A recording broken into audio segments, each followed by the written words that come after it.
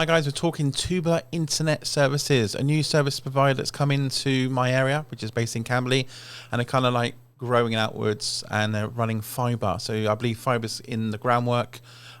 Instead of coming out as a cabinet or to your house, it's actually coming to the telephone poles. So the cable's coming out the ground by the telephone poles, it's running up the telephone poles and terminating in a black box right at the top. So I assume that's in line of BT discontinuing their phone service, which is now going digital. So there's no need for an actual physical copper cable for phones anymore. They're trying to discontinue it. I've just had my BT install here, and I have now a digital, which is on charge back there, a digital VoIP phone system. So I don't use actually a cable for it anymore. So that's very much over my broadband, even though my broadband here still use a phone line cable to connect to, strange enough. But Toob has been a fibre all the way to the telephone poles, and I assume they'll be, rather than using their own infrastructure and digging trenches and holes all the way to the customer's desk, they're using it that way through, because obviously they must have some line with BT to use those poles, and obviously it saves a lot of cost, I suppose, in digging up things where they can just literally run it over and dangle it to the house and tie it off and bring it down. So much more quicker install anyway. So let's take a quick look at the equipment you get. You get two boxes, one to go on the wall and one's your normal basic internet router. So let's have a look at it. This is the new broadband router they provide. It's quite a big box actually, a lot bigger than the BT's box.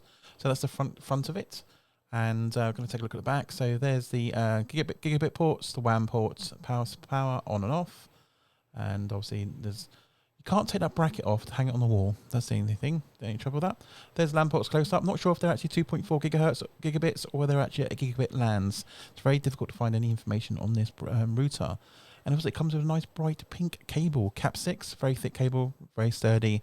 And that's basically what you get in the box. So basically very basic equipment. So that's the main router anyway. It's kind of any kind of internet router you can kind of buy, but it is locked down. It is locked down to Toob, so you can't go on as admin.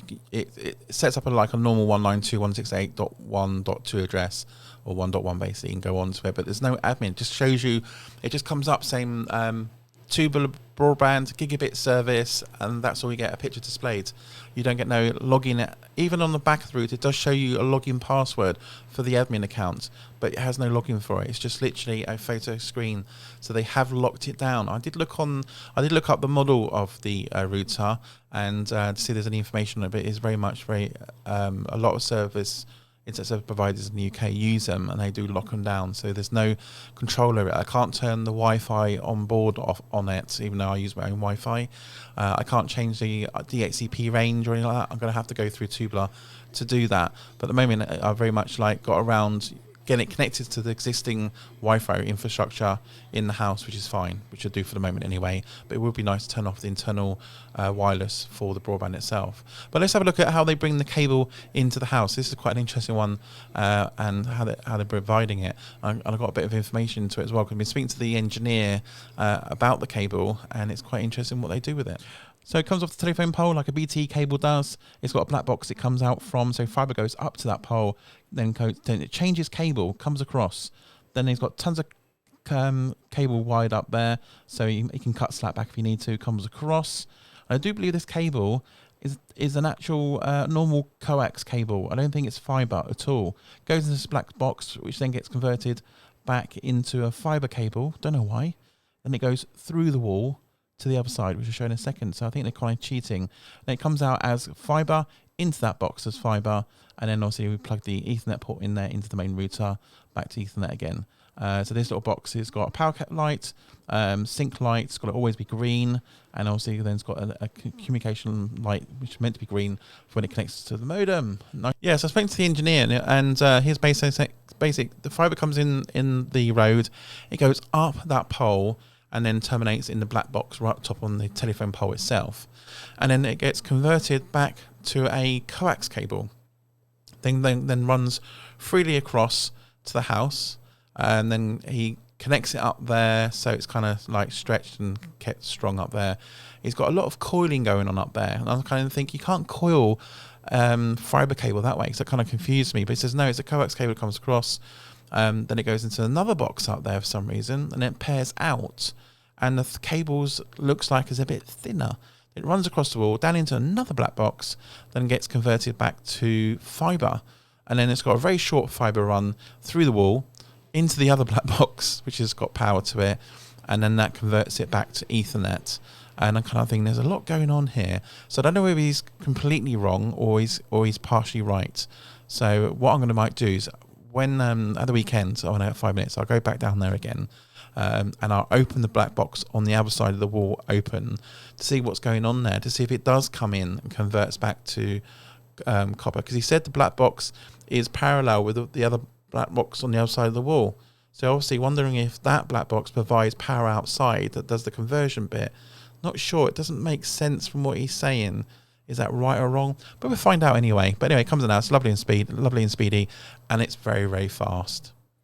Right, we can do some testing now. So we'll test what the speeds are. So first of all, we're going to have on my left is going to be it's going to be the broadband testing for Toob, and on my right will be the BT, which is what they're upgrading from. So we're going from BT to Toob, and this is it. So this test were recorded when it's just literally just been connected online with Toob. So obviously going to give it a day or two for it to pick up normal speed and get used to being on the network, and then we'll run small tests to see it's actually gone any bigger, because the original engineer did a test and it was like showing 900 meg down, 900 meg up. I'm not sure if that was a proper true speed test or it was a screenshot he was showing me saying there's your speed, because obviously I've tested it a couple of times, but we'll wait till it gets up to speed on the network. So let's have a look at BT compared with Toob, even at this stage of where it's just been connected and we've only just got it online. So here we go. So it says, so we say Toob on the left and my BT's on the right, and you can see the speed differences. So we're coming in at around about 60 meg on the BT. Get my fingers in the right places here, and Toob is currently hitting over 300 meg on the mark as well. And obviously then we go into takes a little while to go through. Now BT's doing the uplink, so we kind of got at 60 meg compared to 300, and now we're doing the upload. As you can see on the Toob one, it's actually the upload is a bit more higher than the download, as we can see there. But obviously Toob will get to speeds of 900 down and 900 meg up. I don't know how they're organising the contention ratio with it, whether it's contended or not.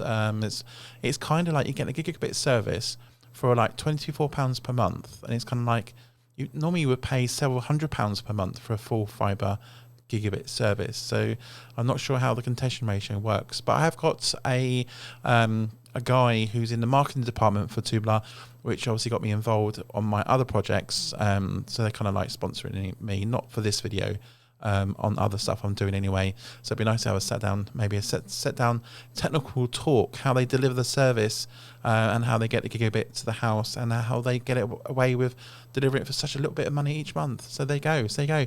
BT 60 meg down, 60 meg up. That's very much normal for BT. Sometimes you can get 70 meg on that side, and then obviously now Toob, again, it's not fully up and running just yet. It's still very much early stage, which just been connected. So it's about 300 meg down and 385 meg up. 385 meg up, that means I can upload my stuff even faster compared to that 16 meg I got on my own side here. But it's just amazing. It's amazing to have that kind of speed for so little amount of money. But anyway, we've got lots more testing to do on another video. We're going to have a look in that black box to see what's inside the black box. I'm not sure if we're allowed to do it, but we're going to sneak in and have a look anyway to see how that kind of cable comes in. Is it full fibre straight to the house, or are they literally bringing copper cabling at some point and then changing it back? But we'll find out more. Anyway, I might do some videos of the weekend and maybe get this out on Monday for you guys and have a more close look. So I'm going to do some more testing tomorrow to see if it's back up to speed. I'm going to do a wireless test and a wired test. I mean, if you can do speed testing, it's always great to do it straight to the switch with a proper cable with a laptop, because then you get true speeds out of it. Because the other thing is, my little concerns are, the Wi-Fi comes with it. We're going to test it as well to see if it will provide a higher rate internet, because obviously you're going from your box at gigabit, And if your Wi-Fi doesn't support a gigabit, then you're obviously going to lose a lot of speed just on the Wi-Fi side. So if you connect your PC to it with a full gigabit cable, you might get the full speed out of it. So we'll do some testing with that anyway, and kind of see what results we get anyway. Anyway, thanks for tuning in, guys. Speak to you soon on another video. Hope we get more videos out like this coming forward each week as well. I've been a bit behind because I'm trying to catch up with stuff, and I'm recording bits in the background, bits and pieces, but a lot of projects taking a little while to get together. But please keep supporting me, keep subscribing, hit that subscribe button, hit that notification button as well, because we'll do some live chats very soon on my channel, and I'll see you on the next video. Thanks for watching, guys. Cheers.